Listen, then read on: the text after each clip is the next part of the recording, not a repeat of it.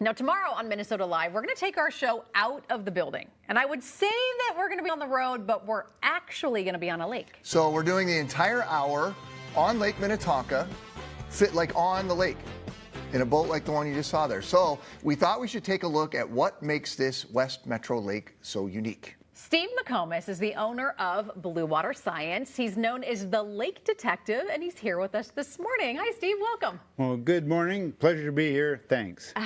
Tell me about being a lake detective. What's that all about? Well, we go out into a lake environment and we're investigating cases. We're always investigating mysteries, especially. Oh. For example, if there's an algae bloom, what's causing that algae bloom? So we'll collect our clues and our evidence and then come up with a case that would hopefully could solve that mystery. How does that work if an interested party contacts you and then hires you to come out and investigate the lake? Sometimes that's the case, Yeah. but otherwise I work with some cities in the area. Okay. And also with some watershed districts as well. Okay, so we're talking about Lake Minnetonka. So talk to me a little bit about Lake Minnetonka. As a detective who I imagine has been in this lake numerous times before, what have you learned about Lake Minnetonka? Well, I have investigated some aspects of Lake Minnetonka. What a great lake. Yeah. There's 35 basins or more. This lake was a gift of the glaciers. They left back behind all these ice blocks and they're covered with silt. And then when the ice blocks melted, we have all these basins. So Lake Minnetonka is really a lake of 25 to 35 individual basins, and that was about 9,000 years ago. Wow. And as the glaciers receded and the lake was formed, it was first probably inhabited around 8,000 years ago, but the first traces of life were over the mound builders about 3,500 BC. And there are several burial mounds that are around the lake to this day. Yes. Not only that, there are some artifacts still in the lake too. Not quite as old as that, but they found a canoe, a 1,000-year-old canoe, a few years ago. No kidding. So Do they pull it up or do you leave it there? they pulled it up, carefully preserved it, and it's in a county museum right now. Wow. So they were kayaking out on Lake Minnetonka A long time ago. Yeah. So the lake itself, it wasn't all naturally linked, was it? Can you explain how that works? Yes, these basins, sometimes these basins were not, they might have had a little land bridge between a basin, but those could be dredged through, or sometimes just a cattail, shallow area. Yep. With a little bit of dredging, they could connect up all these basins and make it basically into one lake. Now it's about 14,000 acres, and it's a great metro lake, probably one of the better metro lakes in the whole country. What's in Lake Minnetonka other than the canoe that was pulled up? What's in Lake Minnetonka? Like, we talk a lot on the news because Chris and I do that in the morning about like zebra mussels and things like that. So what else have you found in the lake?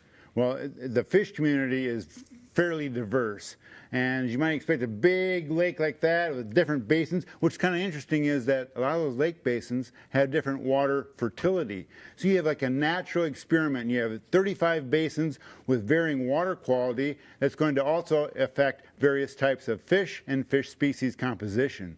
So muskies and walleyes are stocked. Northern pike have natural reproduction, as do largemouth bass. And there is good fish because there's a lot of forage fish available on a big system like this.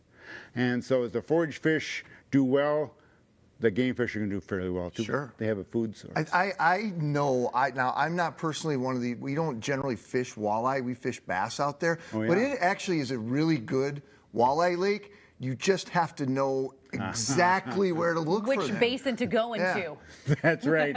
That's where the fishing comes in, or the catching. Right. Because as they say, fishing is always good. Yeah, it's the catching. Catching is sometimes isn't always It's a great point.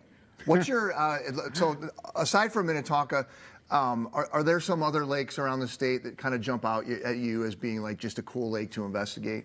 Well, there's so many. Yeah. There's so And many please of don't go them. through all 10,000. And I do have a lot of fun now. Sometimes I get a call for a lake when it's not in such good shape, so I don't always get to go to the most pristine lakes. But even any lake is a great lake. I mean, we have Christmas Lake, not too far from Minnetonka, White Bear Lake, which is out, in Ramsey County, and Forest Lake. So we have some lakes like that, Big Marine Lake in the metro area. And then Wright County, Stearns County, you go up north, Crow Wing County. man, there's just a lot of good opportunities to visit these lakes. Can you talk about some of the projects you're working on right now? One of the projects is we're looking at this invasive species called starry stonewort. It's been in the state about almost 10 years. But the good news is it's only in 32 lakes. But in the lakes that it's in, if you don't get it kind of under control or managed, it has the potential to kind of take off. So we're tracking starry stonewort in a few lakes and trying to give some management recommendations to the watershed districts and the counties. How do you get rid of something like that? Well, a professor from Clemson University, one of the world's leading experts, I asked him that same question. Yeah. He said, well, Steve, he said, the plant is very persistent. You have to be more persistent. Like pulling them out? Like Pulling it out, you'll be adding chemicals, you can add some copper. Okay. These plants, this plant in particular is a macroalgae, very sensitive to copper. So copper is kind of the main tool for controlling its growth. Well, we saw how quickly zebra mussels went from lake to lake to lake. So when you hear about these invasive species, you kind of want to nip them in the bud as quickly as possible. If you can. Yeah. Zebra mussels, hard to control. Yeah. Eurasian milfoil, hard to control. Another invasive species. Starry stonewort seems to be a little bit more apt to having some control or containment in an area. Interesting. Yeah. Do you always have to wear your hat when you're out on location? Only when I'm on a case. I love it. Steve, nice to meet you, and thanks for stopping by. My pleasure. This has Super been interesting fun. conversation.